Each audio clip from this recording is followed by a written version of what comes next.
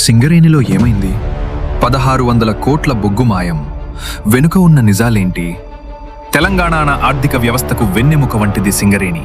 కానీ ఇప్పుడదే సింగరేణిని ఒక భారీ కుంభకోణం నీడ కమ్మేసింది. దాదాపు 40 లక్షల టన్నుల బొగ్గు, విలువ సుమారు 1600 కోట్లు. ఇంతటి భారీ మొత్తంలో బొగ్గు నిల్వలు ఏమయ్యాయి? ఎక్కడికి వెళ్ళాయి?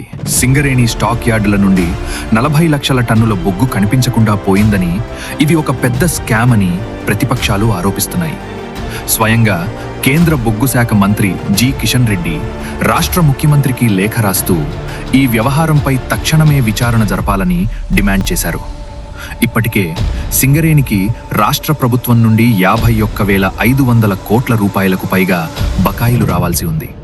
ఇలాంటి క్లిష్ట సమయంలో ఈ బొగ్గుమాయం సంస్థను మరింత ఆర్థిక సంక్షోభంలోకి నెట్టే ప్రమాదం ఉంది. సింగరేణి యాజమాన్యం తమ దగ్గర స్టాక్ తక్కువగా ఉందని చెబుతోందే తప్ప, అసలు అంత పెద్ద మొత్తంలో బొగ్గు ఎందుకు రికార్డుల్లో కనిపించటం లేదనే దానికి సరైన వివరణ ఇవ్వటం లేదు. ప్రభుత్వం బాధ్యతాయుతమైన సమాధానం చెప్పాలి. రికార్డుల్లో ఉన్న బొగ్గు క్షేత్రస్థాయిలో ఎందుకు లేదు? సింగరేణి కార్మికుల కష్టంతో తయారైన ఆ బొగ్గు సంపదను కాపాడాల్సిన బాధ్యత ఎవరిది?